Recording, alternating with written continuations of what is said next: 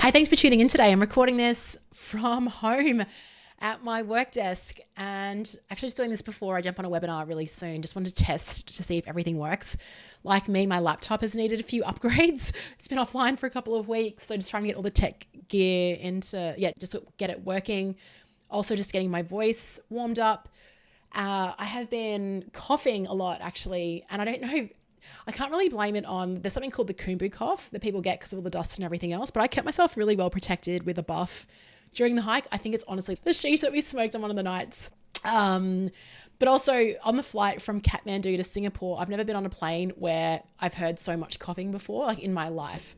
So I'm wondering if it's from that as well. But anyway, yes, I am hosting a webinar really soon for a client. This is a follow-up on something. So it's only an hour. It'll be fine. But I'm like, do I become one of those annoying speakers that includes a slide with their Everest picture?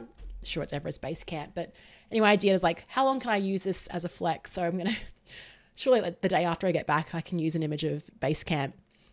So that's going in, just like linking it back to just being an observer of life and a bit on that. But what's been interesting is that I got back last night, but even this morning I've just been sighing all day. Not as in a bad, sad sigh, but like sighing as in, so how good is Australian coffee? Oh, how good is a sourdough from the bakery down the road that's fresh? Oh, how good is it to use my Dyson hairdryer? Oh, how good is a hot shower? Water pressure. How good is it to drink tap water?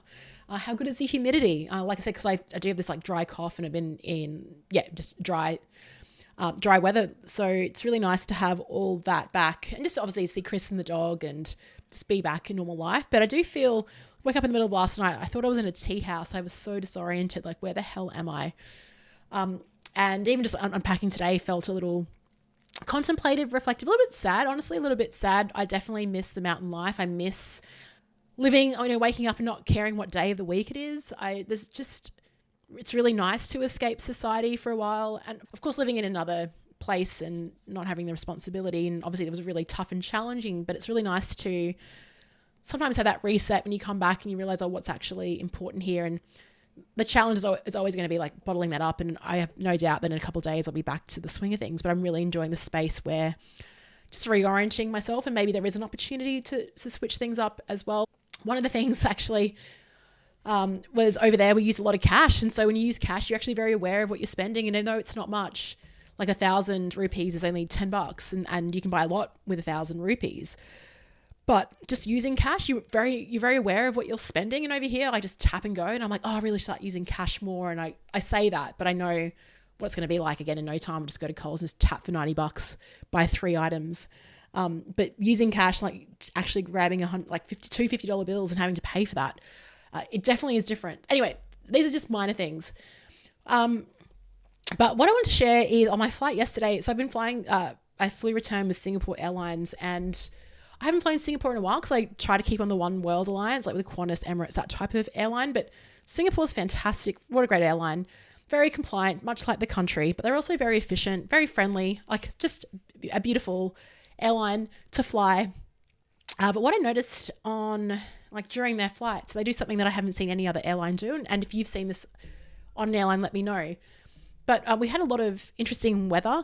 I mean, back in Brisbane, there's like afternoon storms every day. But so on the way back, the seatbelt sign was on quite a long time. When we flew, I think it was only after 2 hours I actually switched it off. But what the captain and the cabin crew announce is that they say, we got the seatbelt sign on, but cabin crew, it's okay for you to proceed with caution.